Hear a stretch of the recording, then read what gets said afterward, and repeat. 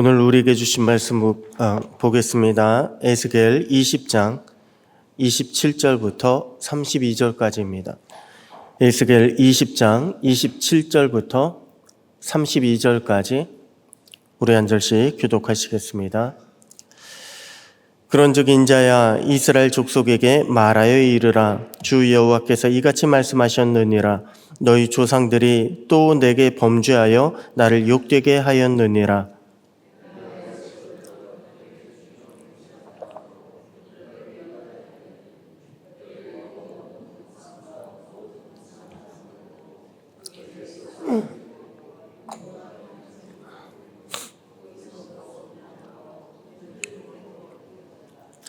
이에 내가 그들에게 이르기를 너희가 다니는 산당이 무엇이냐 하였노라. 그것을 오늘날까지 밤하라 일컫느니라.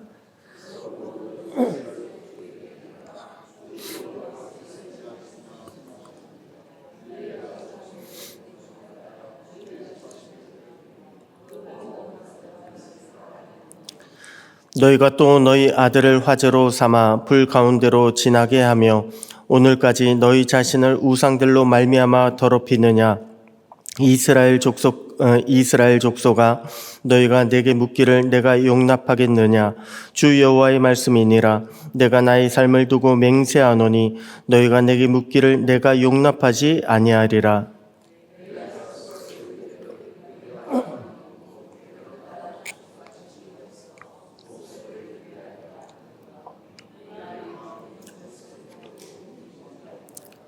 아멘. 할렐루야. 오늘도 말씀과 기도 가운데 승리하는 복된 날 되시기를 축복합니다. 엊그제요, 제가 어느 다른 교회 권사님이 AI로 만드셨다라고 하는 그런 노래를 건네 들은 적이 있습니다. 가사만 사람이 쓰고요, AI를 시켜서 작곡하고 그리고 노래까지 부르게 시켰는데요. 제가 들어보고 너무 깜짝 놀랐습니다. 진짜로 잘 만들었고요. 정말 사람이 부르는 것처럼 노래를 불렀고 그리고 사람이 연주하는 것처럼 연주를 했습니다.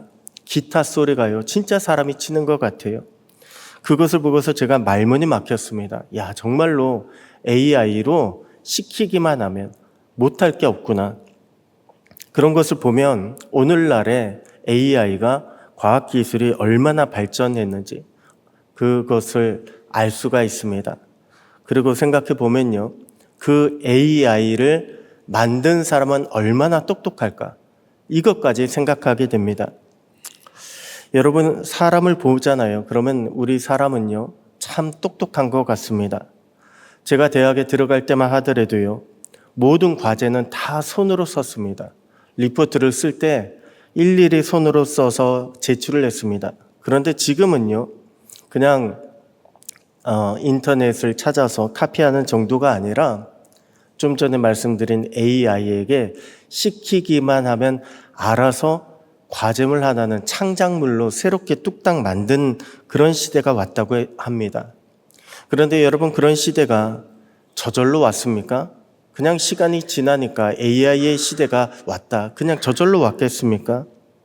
다 인간이요, 보이지 않게 꾸준하게 연구하고 노력해서 꿈이 현실이 되는 것과 같은 그런 시대를 만들어 가고 있는 거 아닙니까? 그만큼 인간은요, 계산도 잘하고 그만큼 인간은 얼마나 머리가 좋은지 모릅니다. 그런데 하나님은요, 그렇게 계산도 잘하고 머리도 좋은 똑똑한 우리 인간을 어리석다라고 그렇게 말씀하고 계십니다.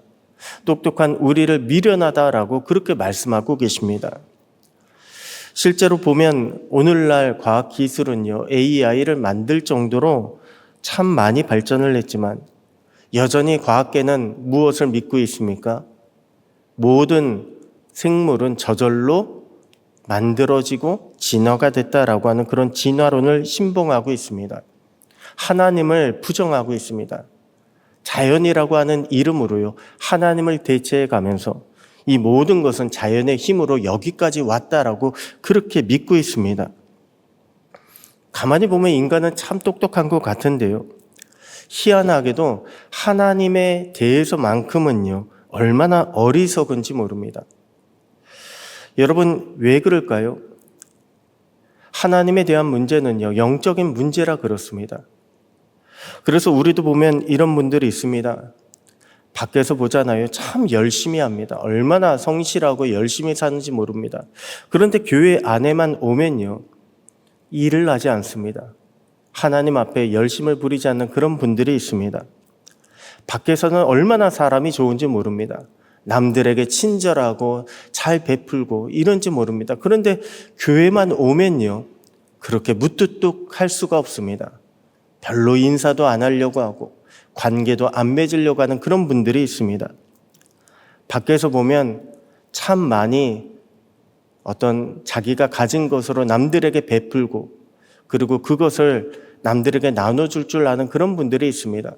그런데 교회 안에만 오잖아요. 그러면 하나님께 드리는 것만큼은요, 얼마나 인색한지 모르는 그런 분들도 있습니다. 왜 그럴까요? 다 영적인 문제라 그렇습니다.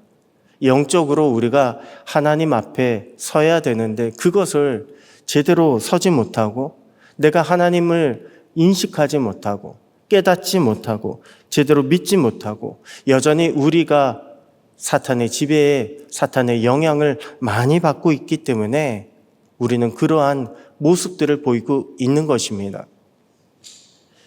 오늘 본문은 어제 그제에 이어서요, 이스라엘 조상들의 죄를 언급하고 있습니다. 어제 본문은요, 가나안 정복한 이후에 벌어진 이제 조상들의 죄를 이제 언급하려고 합니다. 이제 본문은요.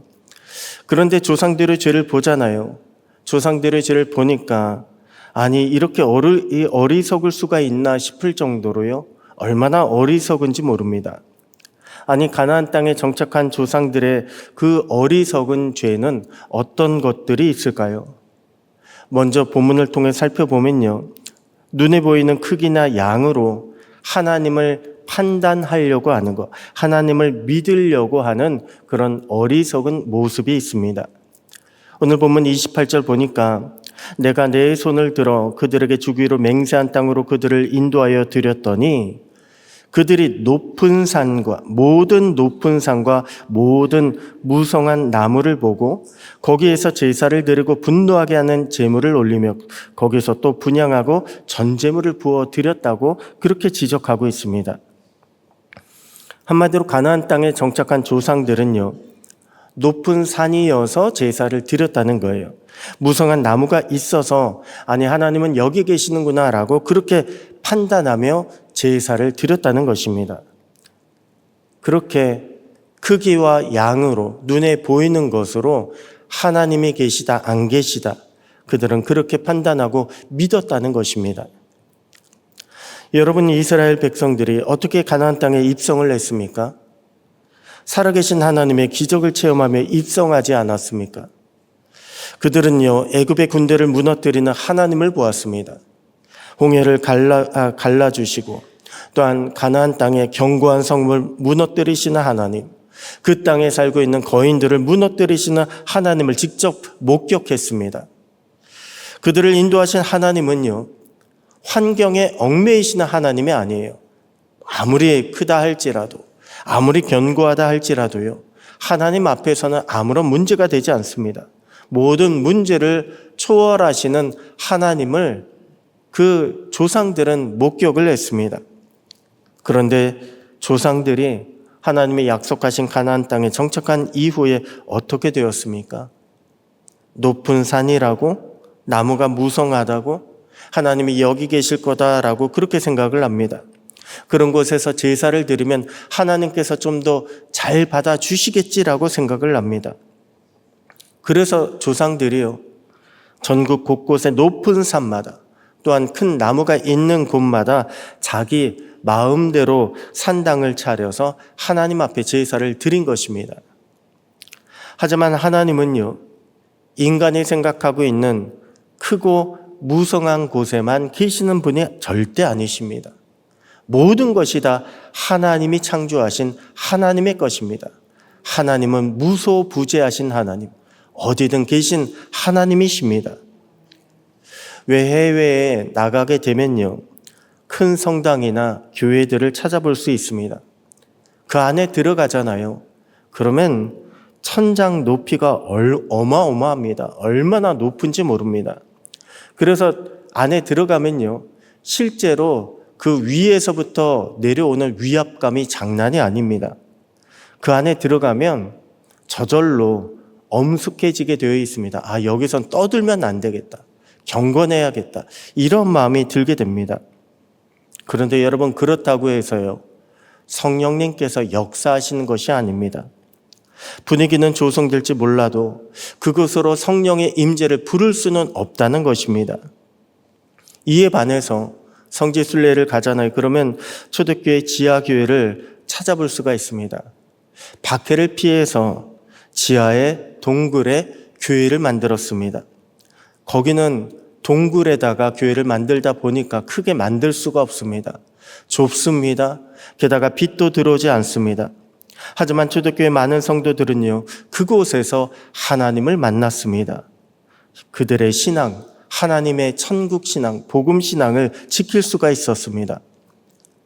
여러분, 만약에 그 초대교회 성도들이 축복과 번영의 하나님을 쫓았다면 그렇게 동굴을 파서 교회를 지었겠습니까? 그분들은 당장의 이익, 눈앞의 축복을 가지고 진짜 하나님이 여기 계시다, 아니다, 그렇게 판단하지 않았기 때문에 그들은 어디서든 작은 데든 빛도 들어오지 않는 동굴이든 그곳에서 하나님의 이름을 부르며 예배할 수가 있었던 것입니다. 여러분, 우리도요, 이 땅에 보이는 것으로 우리 신앙의 목표를 정하고 가치를 판단해서는 안 됩니다. 그럴 때 보이지 않는 천국을 우리가 온전히 바라볼 수 있고, 그럴 때 우리는 이 땅에서 제대로 된 그런 천국 신앙 가지고 살아갈 수 있게 되는 것입니다. 다음으로 본문은요, 가나안 땅에 정착한 조상들의 어떠한 어리석음을 지적하고 있을까요? 자신들의 정성이 복을 부르게 한다라고 하는 그런 어리석음을 지적하고 있습니다. 여기서 말하는 정성은요, 성경적인 순종을 가리키는 것이 아닙니다. 여기서 말하는 정성은 개인적인 욕심, 개인적인 소원을 이루기 위한 지극히 이기적인 정성을 가리킵니다. 오늘 본문 31절에 보면요, 아들을 화제로 삼아서 불 가운데 지나게 하는 그런 제사가 등장합니다. 실제로 역대하 28장과 32장에 보잖아요. 그러면 남유다 왕국의 12대 왕 아하스와 14대 왕 므낫세가 자신의 아들들을 불 가운데로 지나가게 하는 그런 내용이 나옵니다.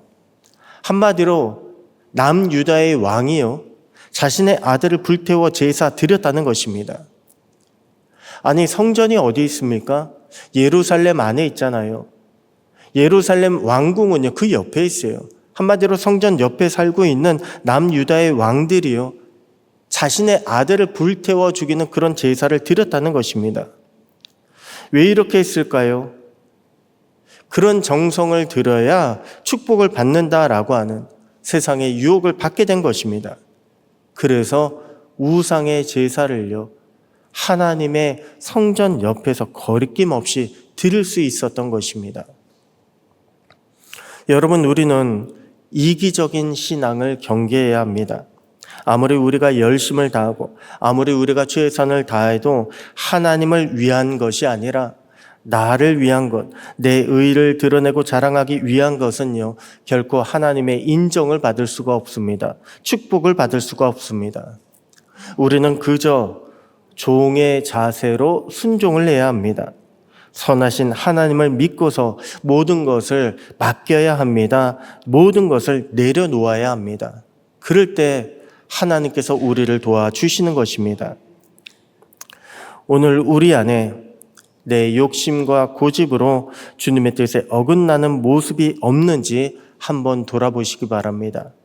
그래서 오직 순종하는 마음과 믿음으로 우리 주님과 동행하며 승리할 수 있는 복된 날, 복된 저와 여러분 모두가 되시기를 주님의 이름으로 축복합니다. 기도하겠습니다.